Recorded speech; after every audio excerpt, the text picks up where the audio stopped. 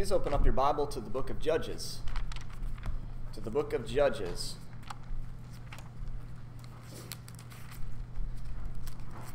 And we are going to be in the book of Judges, chapter 12, I believe. Yeah, I'm about to get it. Judges, chapter 13. There, oh, I had my marker there. I didn't even realize. Judges, chapter 13.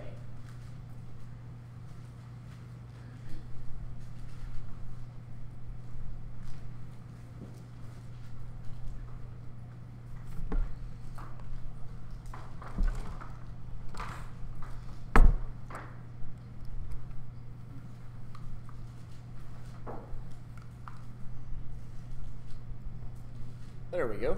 Up. There we go. Nope. Now there we go. Huh.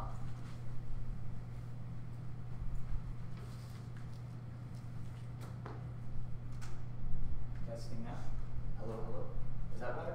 There we go. The switch, the bottom switch was cut off. Oh, okay. Gary's sabotaging the. Usually you just hit one switch and the whole thing comes on, but now that one was, both of them were off instead of just one of them being off. Okay, Judges 13. So for those of you who are just back getting with us, who maybe been gone for a few weeks or been gone for a few months, I'll catch you up to speed on what we've been doing here recently. So on Sunday mornings, we've been doing a study of Old Testament characters, and we're just picking a character at random. There's not really any rhyme or reason besides the fact that they have something important to share with us concerning the New Testament. And so we're studying characters from the Old Testament on Sunday morning. On Sunday evening, we're doing Hosea, and we're in Hosea chapter 7, talking about an oven, right, Keith? Trying to figure out what exactly all that's. See, we didn't have our chefs with us on Wednesday night, so they couldn't help us out with that analogy. On Sunday night, rather. And then on Wednesday night, we're doing Revelation.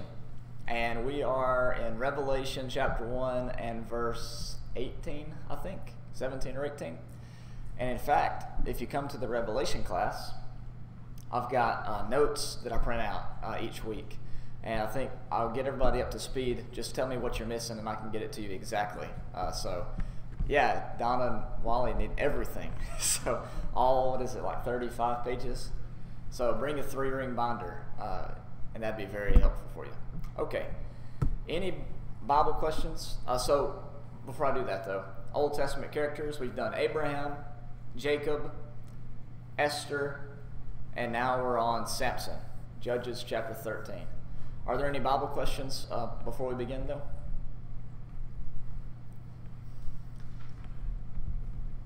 All right, Judges 13, begin verse 1. Now the sons of Israel again did evil in the sight of the Lord, so that the Lord gave them into the hands of the Philistines 40 years. Just to start here right off the bat, I don't think this 40-year captivity in the Philistines is any sort of accident. 40 years is the time of a generation, first of all, and so primarily this would be, weed out all that entire generation that was doing evil in the sight of the Lord and allow for a new generation to rise up to liberate Israel. Now the 40-year captivity sort of mirrors that. It might bring to your memory the 40-year wandering in the wilderness out of Egypt into Canaan land. And so I think that, I don't know if that would be something significant in their mind or not. Primarily, I think that what to take from this 40-year reference here in verse 1 is that God is dealing with an entire generation, like he dealt with those in the wilderness in the Exodus period, getting rid of that whole generation that was evil in the sight of the Lord. Another thing about this is that in the book of Judges, you have a repetition of Israel sinning, them being oppressed by another nation, them repenting, and then God delivering them from the hands of those that oppress them. And so here in Judges 13 and following, we are getting into the oppression phase, and so we're about to go through the deliverance phase here momentarily, and that's what Samson's life is all about. One of the reasons why I picked Samson is that his life kind of mirrors that of Jesus. There's a miraculous birth involved with Samson's mother, and then Samson lives his life in obedience to God's will. He does not allow his hair to be cut, for all those years. And then eventually, now we know there's some differences between Samson and Jesus because Samson wasn't the son of God, but eventually Samson gives his life for the people. That's a spoiler alert if you're not familiar with the story of Samson, but Samson ends up giving his life for his people. And so this is what we have to look forward to as we continue on here. In fact, most of the people whom we've studied besides Esther, and I suppose Jacob is connected to it in a certain way, but maybe not necessarily, but the people that we've studied so far, we've taken special note of the miraculous birth with Abraham and Sarah especially, and giving birth to Isaac. And so it's just interesting. All these people wouldn't be here if it wasn't for God intervening and opening up Sarah's womb. And now here we have another example of God opening up Manoah's womb in order for her to bring forth Samson and save the people. So when there's a miraculous birth involved in the scripture, usually it is extraordinarily important for us to take note of. So verse 2 now. There was a certain man of Zorah, of the family of the Danites, whose name was Manoah, and his wife was barren and had borne no children. Then the angel of the Lord appeared to the woman and said to her, Behold, now you are barren and have borne no children, but you shall conceive and give birth to a son. Now therefore be careful not to drink of strong wine, or rather drink wine or strong drink, nor eat any unclean thing. For behold, you shall conceive and give birth to a son, and no razor shall come upon his head, for the boy shall be a Nazarite to God from the womb, and he shall begin to deliver Israel from the hands of the Philistines. Now this is why this connecting the deliverance of Israel from the hands of the Philistines to a miraculous birth is why in the New Testament, whenever Mary conceives and she's told that she's bearing a son, she'll call his name Emmanuel.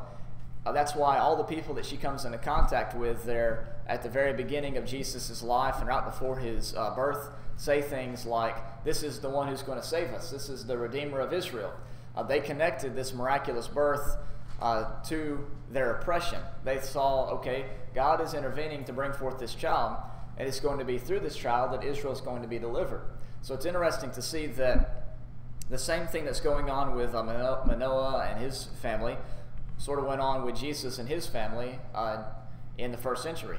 As soon as Mary conceived, they began to say things like, oh, this is salvation, it's coming for Israel. This is the one that's going to sit on the throne of God. And so they're kind of expecting similar things from Samson, in that he would deliver, another word you could say is redeem, Israel from the hands of the Philistines. And so in verse 6, the scripture says that the woman came and told her husband, saying, A man of God came to me, and his appearance was like the appearance of the angel of God, very awesome. And I did not ask him where he came from, nor did he tell me his name. Do you see some hints of what we studied last week and the week before with Jacob? Remember, the man that Jacob spoke to wouldn't tell him his name. He told him Jacob's name, but he wouldn't tell him his name. And so, in fact, he just showed up and they started wrestling for all night. But anyways, Lonnie? Just one thing. Here, Nazarite wasn't supposed to shave the head, but when you get to Paul, they had to go in and shave his head and take that out. That's a Nazarite. Yeah, that's right. And so he was. Let's see. What is the passage? Is it Numbers chapter 6? I think, with the Nazarite vow.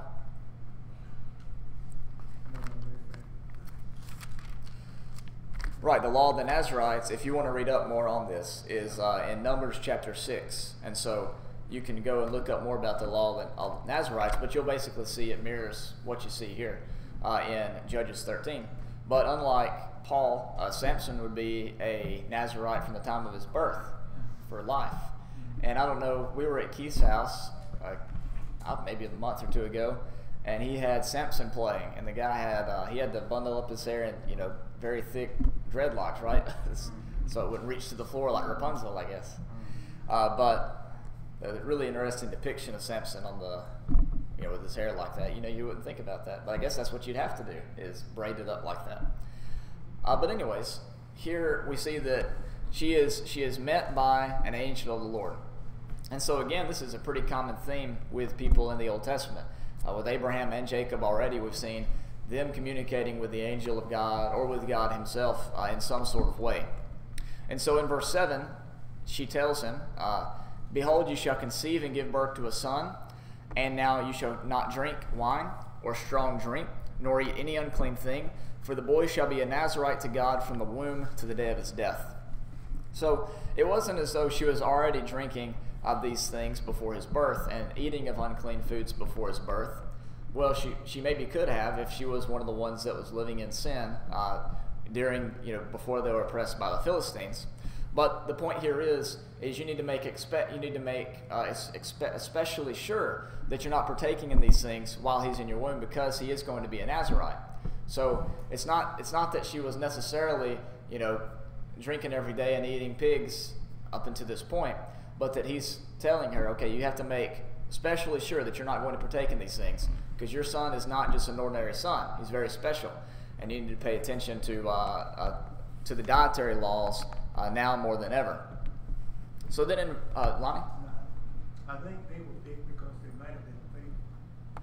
That could be. Or they could have been unfaithful and then repented and then got faithful. So you never know all the details, but that is most likely the case, that they were faithful at this point. Keith? Usually when these children are born to these parents, usually you can look like John the Baptist with Elizabeth and Zachariah, or Jesus with Mary and Joseph. They are exceptional people, right? Because these are exceptional children being born to them, and God doesn't just choose anybody to bring about a deliverer or a savior of his people. So it's not. I don't think that you could say that they were unfaithful and then all of a sudden got faithful and God chose them. You could, because of the examples of when God gives these special children to it, they are faithful parents from the beginning to the end.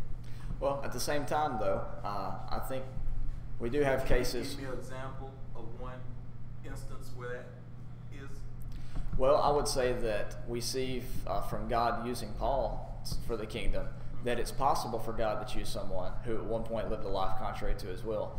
But I'm talking about right. From a child. I mean, and pointing out that this child is given. Paul wasn't born like. So when I say that, you're talking about Elizabeth and Zachariah. Elizabeth was barren, so God interceded, and we know with Mary, it was. No man had anything to do with this right. child being born. And if we go on to, it was another one. Samuel and Hannah. Hannah. You can go to Moses' birth as well. These were faithful people that God gave these children, gave somewhat leadership over these children, a parenthood over these children. Yeah, right. That's why I was saying that. That's why I was saying this doesn't mean that she was taken in that beforehand. But at the same time, she was probably reasonably faithful. But everyone sins and falls short of the glory of God at some point. But it could be that she was part of the righteous remnant. I know they weren't saying that. I was just making a point. But regardless, as I was saying a second ago, verse 7 doesn't mean that she was partaking in these things up to this time. It just means she was supposed to pay especially careful attention that she wasn't going to do this while he was in her womb.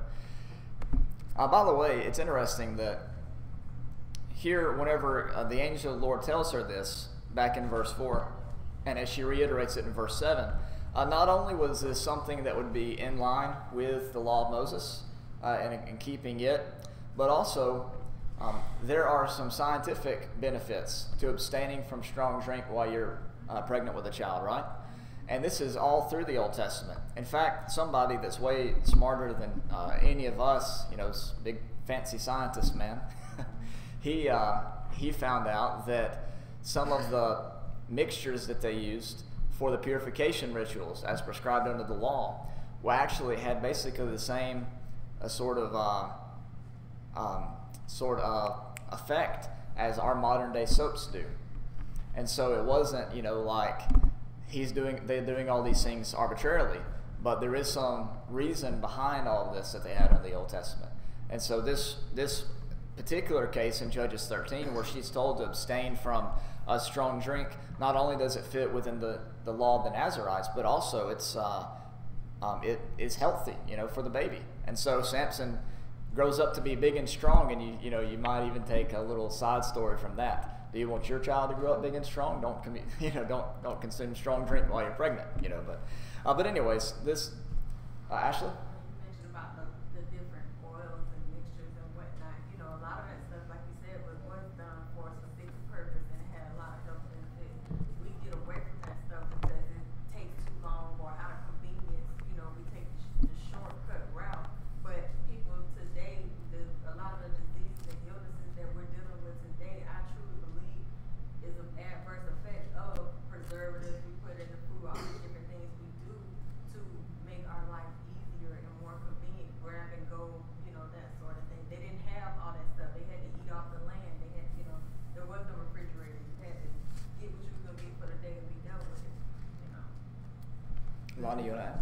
It's also that, today we know that people that take certain medicine, it affects the baby that's when it in the womb. And so that might have been the problem here with the strong drink. It might affect the baby. But we see it's a different when they say wine and then strong drink. Right. He clarifies. If you look down to verse, let's see, where is it here? If you look down to verse, I had just looked at that, and now I can't find it. Where does he say, what's your name? Oh, verse 14. He clarifies, she should not eat anything that comes from the vine, nor drink wine or strong drink, nor can eat any unclean thing. Let her observe all that I command. And so the word wine can mean anything that comes from the vine at all, even the juice that's inside the grape. And so here in this particular case, it could even be a prohibition of even grape juice, because it does say anything that comes from the vine. But we see that even Timothy, right, in the New Testament, sort of had an aversion to wine as well. And God through Paul, told him, take a little wine for your stomach's sake. And that could have been non-alcoholic, just like this was. But I think, though, about go along with what Lonnie brought up, even today, doctors don't recommend pregnant women drinking wine.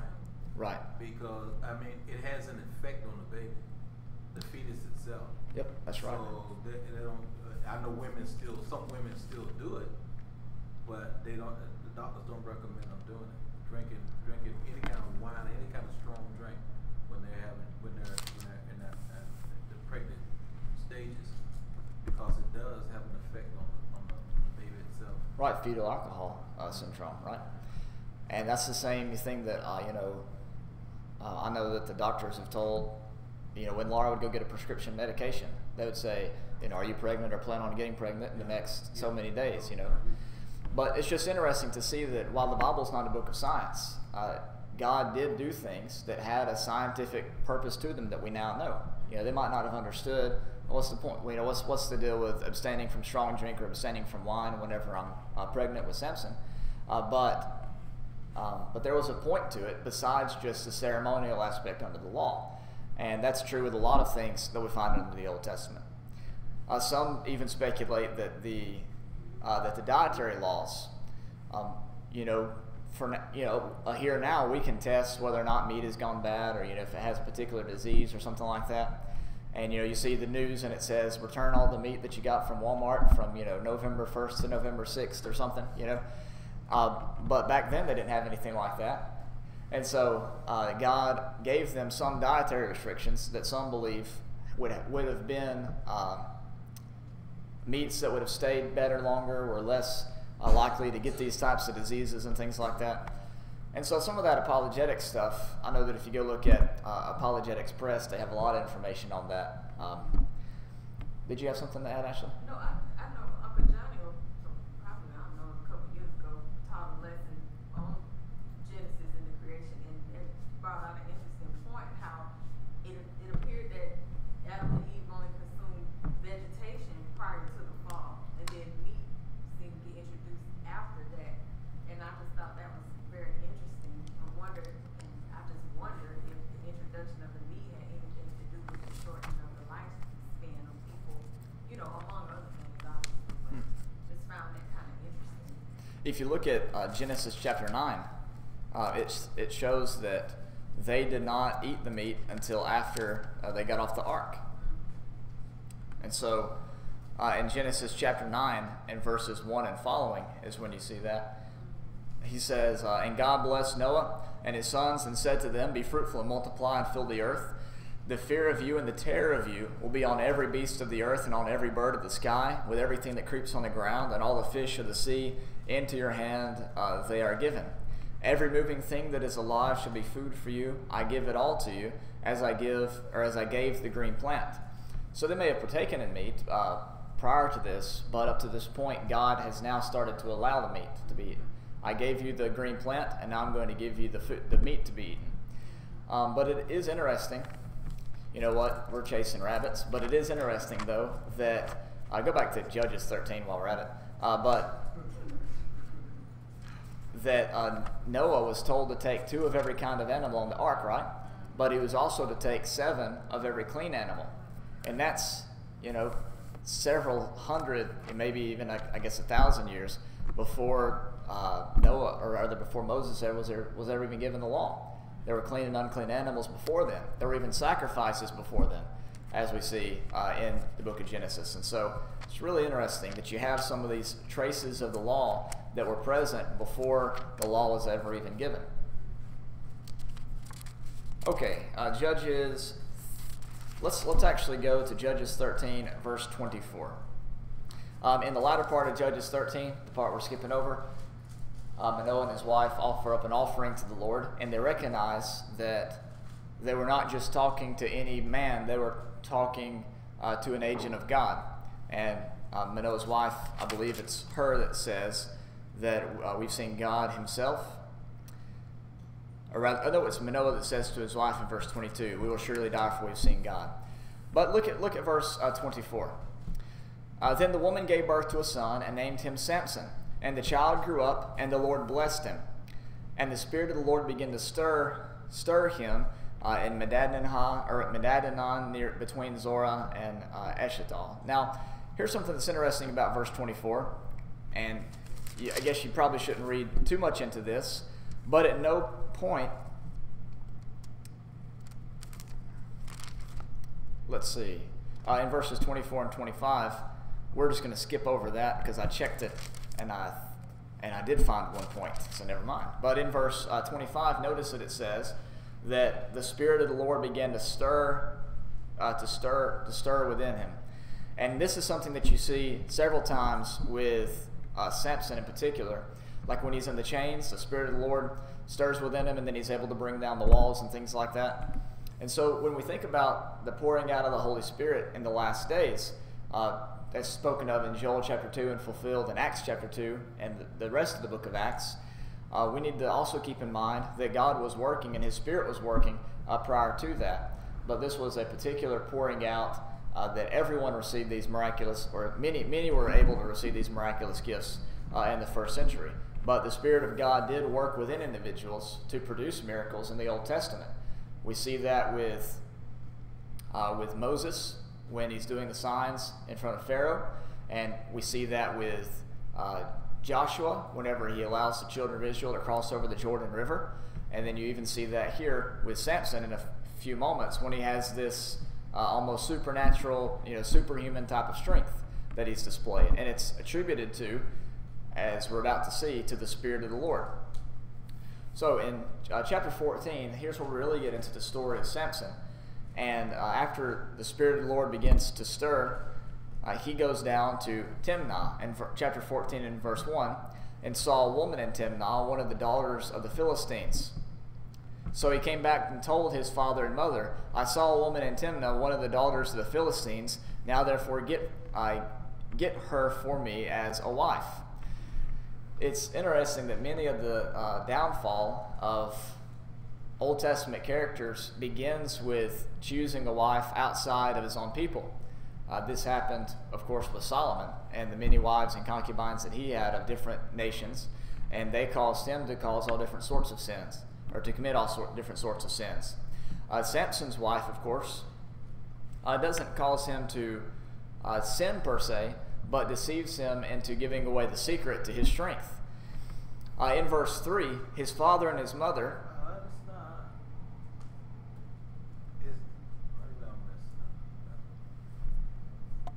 Was it Samson's wife they called him to that? Was it not his wife?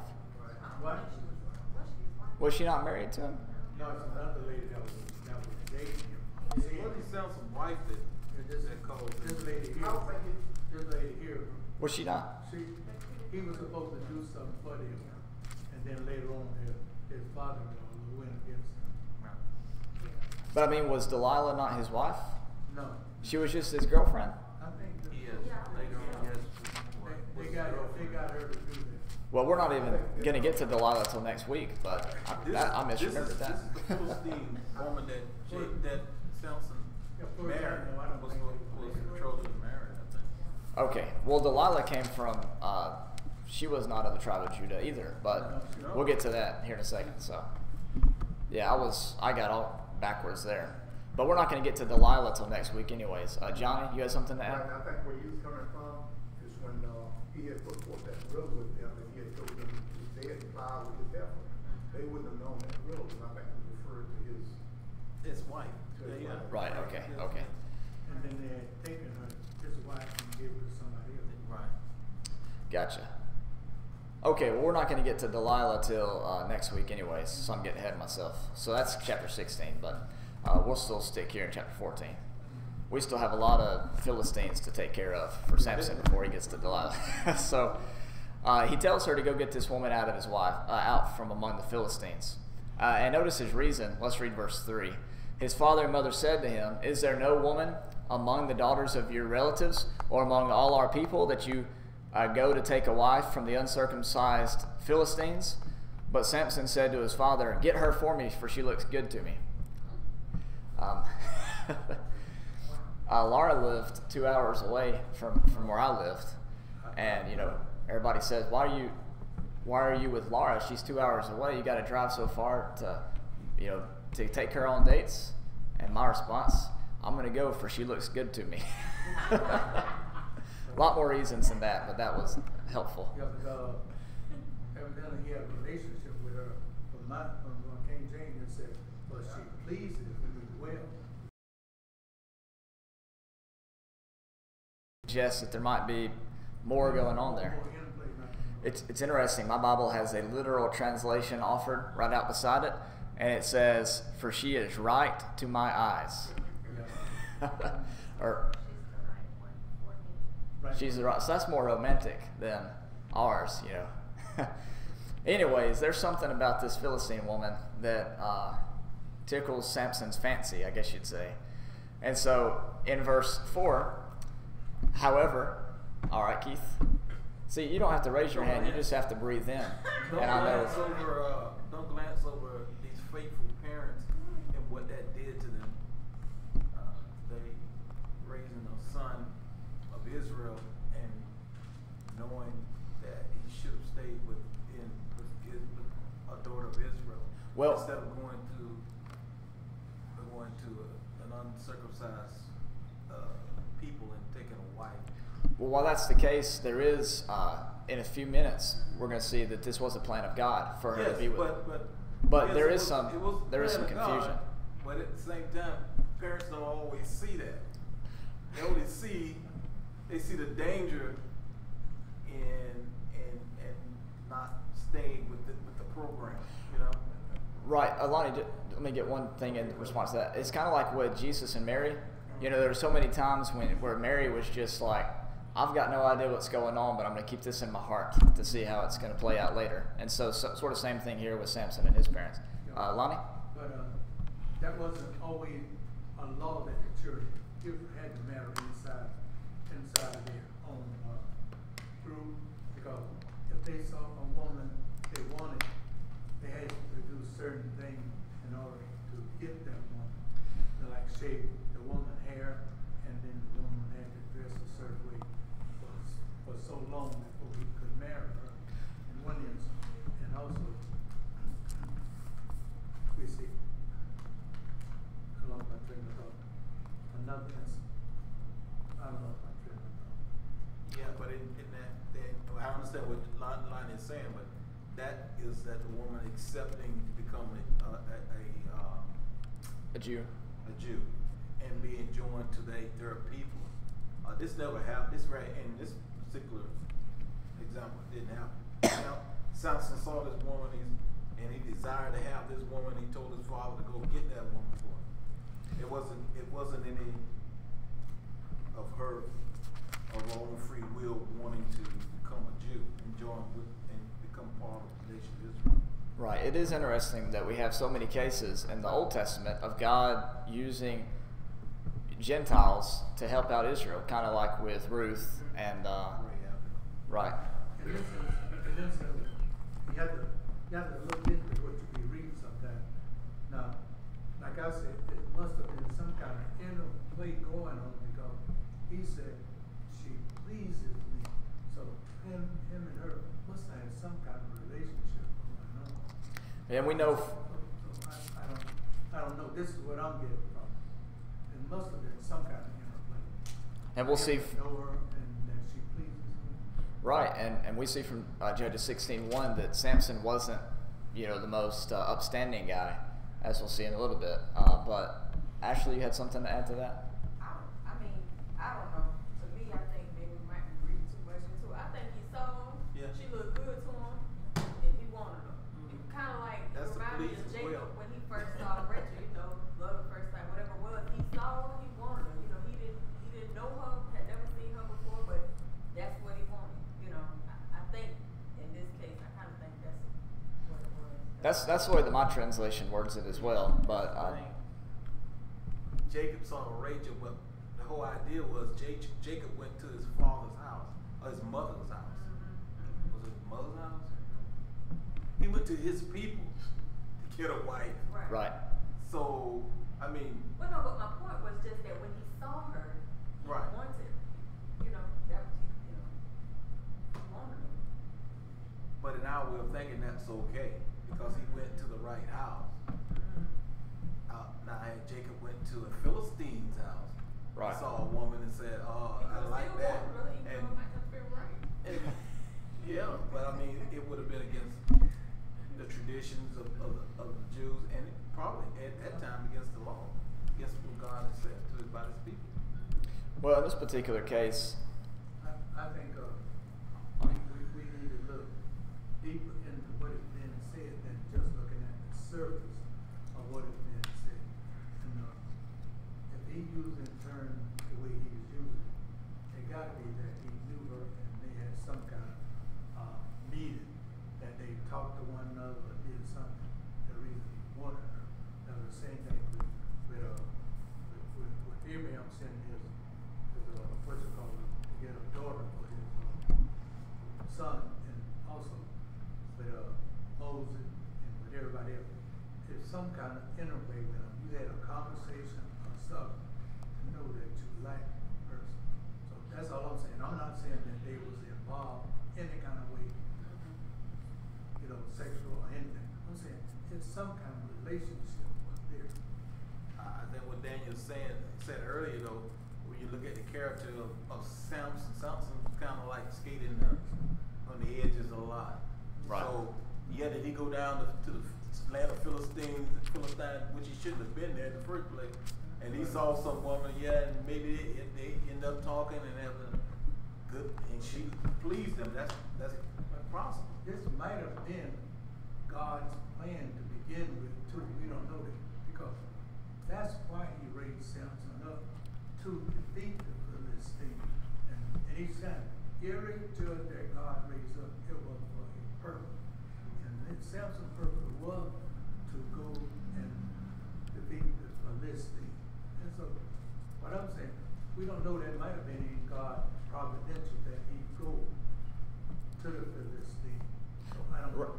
So, but yet still a lot of things Samson didn't know because I don't think his mother and father told him.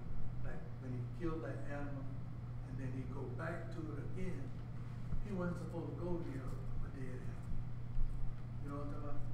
He went back and got the honey out of it, remember? And he didn't tell his parents about it because he wasn't supposed to be doing that. Well, let's read on here in chapter 14 to verse 4, and this will give us a lot of information about what we're talking about here. He says, however, his father and mother did not know that it was of the Lord, for he was seeking an occasion against the Philistines. Right.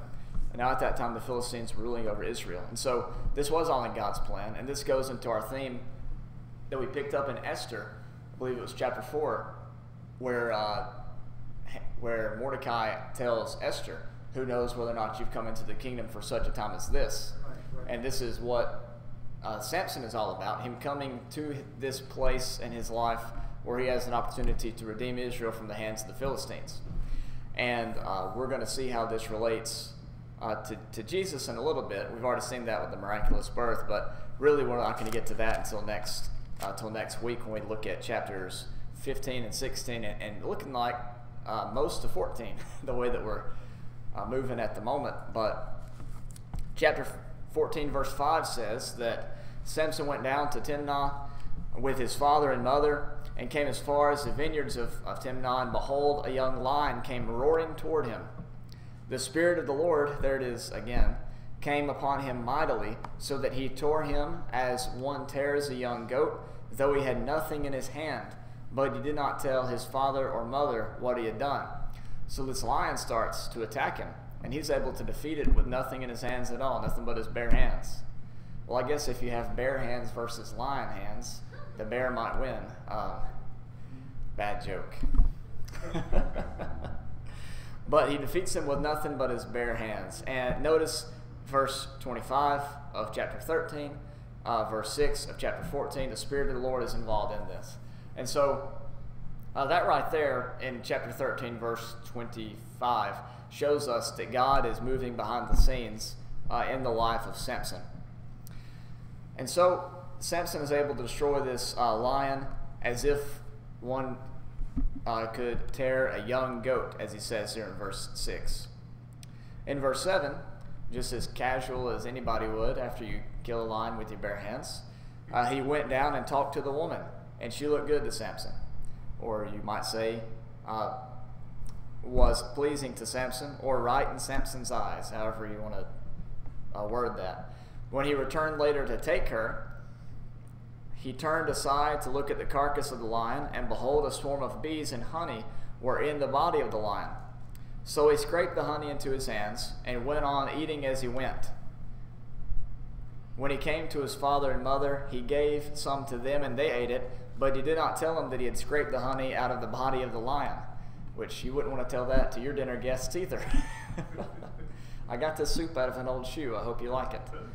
I wouldn't like that too much. Now this going to take the honey out of the lion, yeah, that's probably not like fighting a lion. That's a pretty risky business.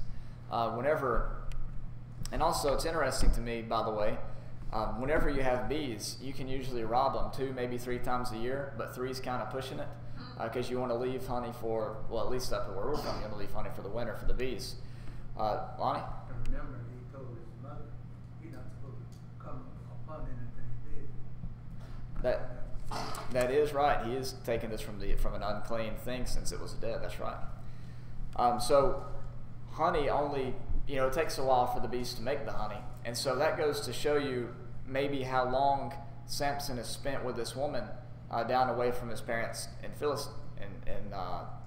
here in Timnah. Apparently, he's been there at least for a couple months, because that's how long it would take for the lion to get to a point where the bees could, set up shop and make enough honey for him to take and eat comfortably and take some to his father and his mother. When I was probably 16 or 15 or so, we had honeybees. I had 5 hives. And the equipment that I got was sort of hand-me-downs from my grandfather. And there was a hole, a small hole, didn't notice it, in the hood of that suit that I was wearing. And I got stung like 19 or 21 times, just all up and down my neck. They went in there so fast. And so when I'm reading this, I'm thinking, man, he had to be stung or, attacked by these bees. It's something, right? I mean, they're not just going to let him get inside their hive like that, especially if he's in there with the eggs. They'll attack him for getting in there like that. So it makes you wonder all the specifics about this. Just dealing with bees sort of stands out to me. But nevertheless, he takes this honey, and as Lonnie made the good point, out of this dead animal. So this is unclean honey now at this point, and he's taking of this. And so really this is in violation of his Nazirite vow in a sense. But the text doesn't come out and say that, because the Jews that were reading this originally would have read that and been like, oh, he's broken his Nazirite vow right there. One thing that gives legitimacy to the Bible is that the Bible doesn't withhold any of the bad stuff. It tells you everything that someone did, good or bad. It's not going to leave out anything to make the character look good or to paint him in a good light. It doesn't romanticize the whole thing. It just straight up says, here he's taking this unclean honey out of this dead animal, right? And then later on, it's going to talk about him going into a harlot in chapter 16 and some of the other things that he did. So that's one thing that people point to that gives sort of legitimacy to the Bible. If you're trying to paint the picture of a great hero like Samson or a great man like Abraham, why would you go into all the details about how they lied and deceived and tricked everybody and were not all the time good, upstanding people, and sometimes they had their mistakes. So it's interesting that the Bible does do that. Anybody else have anything to add up to this point? Okay, we're going to go ahead and stop there for today, and we'll start back in verse 10 and try to get through the story of Samson next Sunday. We might have to turn this one into a three-weeker, but we'll go ahead and stop our class there for now.